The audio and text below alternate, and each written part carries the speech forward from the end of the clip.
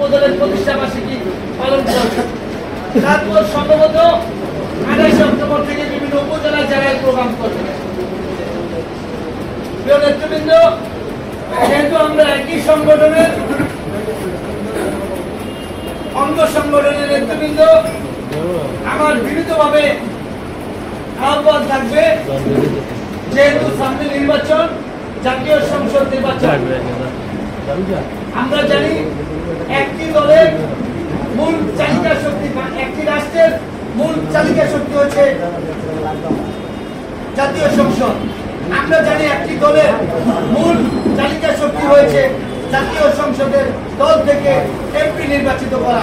যদি আমাদের দলের এমপি সংসদে প্রতিনিধিত্ব করতে পারে, তাহলে আমরা এই দলের পক্ষ থেকে আমরা আপামর সাধারণ জনগণকে আমরা সেবা করতে পারবো, জনগণের পাশে রাখতে পারবো, রাষ্ট্রের উন্নয়নের কাজে আমরা সহযোগিতা করতে পারবো। অতএব যেহেতু অতীব আমরা জানি বাংলাদেশে একটি নির্বাচনের রোডম্যাপের ঘোষণা, সরকার একটি রোডম্যাপ ঘোষণা করেছে এবং নির্বাচনের কিছু আবহাওয়া বইতে শুরু করেছে। অতএব এই প্রতিষ্ঠা বার্ষিকী হলিয়া উপজেলা যুবদল, আমরা জানি আগামী জাতীয় সংসদ ইলেকশনে যে সকল কর্মসূচি থাকবে, ইলেকশনে আমাদের মনোনীত প্রার্থী তৃণমূলের প্রার্থী আলহাজ শফিকুর রহমান হিরণ ভাই, তাকে নির্বাচন করার জন্য যে সকল কর্মপন্থা নেবে, সে সকল কর্মপন্থার মধ্যে দিয়ে আশা রাখি আগামী 27 অক্টোবর অথবা 28 অক্টোবর যে যুবদলের প্রতিষ্ঠা বার্ষিকী পালন হবে, সেটা হবে একটি জনসম্পৃক্তমূলক প্রতিষ্ঠাতে পালন। আমরা জানি আমরা বিভিন্ন প্রতিষ্ঠা বার্ষিকীতে, বিভিন্ন অঙ্গ সংগঠন প্রতিষ্ঠা বার্ষিকীতে শুধু আমরা দেখা যায় একটি র্যালি দেই এবং আমরা কেক কাটার কর্মসূচি করি এবং আলোচনা সভা করি, তারপর আমাদের প্রতিষ্ঠা বার্ষিকী চলে যায়। আমরা আশা করব এই প্রতিষ্ঠা বার্ষিকীতে কথা দিলাম উপজেলার স্বেচ্ছাসেবক দলের পক্ষ থেকে সার্বিক সহযোগিতা করব, সকল দিক থেকে জনসম্পৃক্তমূলক যে সকল কর্মসূচি রয়েছে, আমরা সে সকল কর্মসূচি আশা করি উপজেলা যুবদলের নেতৃবৃন্দ আশা করি আজকে যে প্রস্তুতি সভা হয়েছে, প্রস্তুতি সভার পরে তারা তাদের দিক নির্দেশনামূলক বডি নিয়ে তারা আলোচনা করে জনসম্পৃক্তমূলক কর্মসূচি গ্রহণ করে পাশাপাশি প্রত্যেক ইউনিয়নে 27 তারিখের আগে জানিয়ে দিবে, সেটা আমি আশা করি এবং উদাত্ত আহ্বান জানি। আশা রাখি আগামী জাতীয় সংসদ ইলেকশনে আমাদের এই দলের যে ভূমিকা রয়েছে,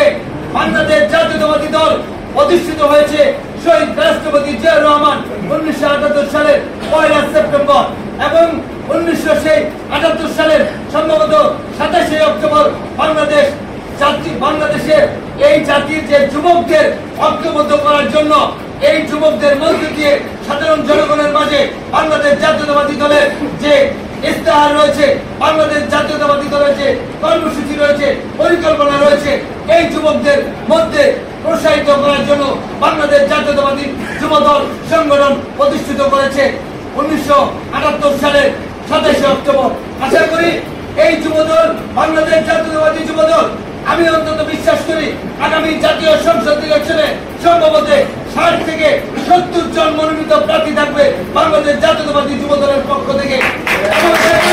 এই জাতীয়তাবাদী যুবদলের